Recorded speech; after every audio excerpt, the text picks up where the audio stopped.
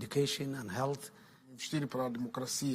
Climate change. A wide range of subjects are on the table as US President Joe Biden speaks to African leaders in Washington on Wednesday. Expect to hear about support for democracy, economic development, and new financial commitments for a region that has, in recent years, taken a back seat to other US priorities. 17 of the world's 20 most climate-vulnerable countries are on the African continent.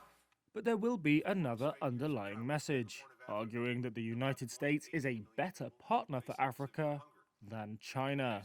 Let me recognize up front that was underscored by US Defense Secretary Lloyd Austin on Tuesday. So, regarding Russia and China, the PRC, we're witnessing the PRC expand its footprint on the continent on a daily basis. And as they do that, they're also expanding their economic influence. A troubling piece there is that they're not always transparent in terms of what they're doing, and that creates problems that will be eventually destabilizing if they're not already. China's economic influence in Africa is undeniable. According to a Eurasia Group analysis, in 2021, China-Africa trade at $254 billion greatly outstripped US-Africa trade, which stood at $64.3 billion. The West has accused China of miring African countries in debt. That was denied by China's Foreign Minister Wang Wenbin. On Tuesday, he said China's interests in Africa are based on sincerity and righteousness. As the US-Africa summit is about to be held, we are happy to see that all parties in the international community are paying more attention to Africa. But we firmly oppose treating Africa as an area for great powers to compete with each other and using their Africa strategy as a tool to contain and attack other countries' cooperation with Africa.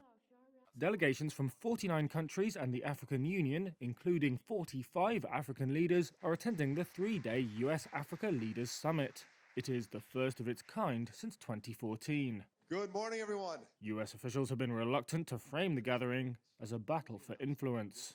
Washington has toned down its criticism of Beijing's lending practices and infrastructure projects, amid calls from some African leaders for more US leadership.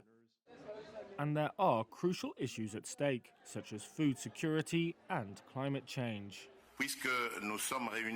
Among leaders present is Félix Tshisekedi, president of Democratic Republic of Congo. The country's capital is currently struggling with deadly floods and landslides caused by intense rains. On Tuesday, he said the climate crisis has caused hundreds of deaths and enormous material damages that could have been avoided if polluting countries had honored their commitments.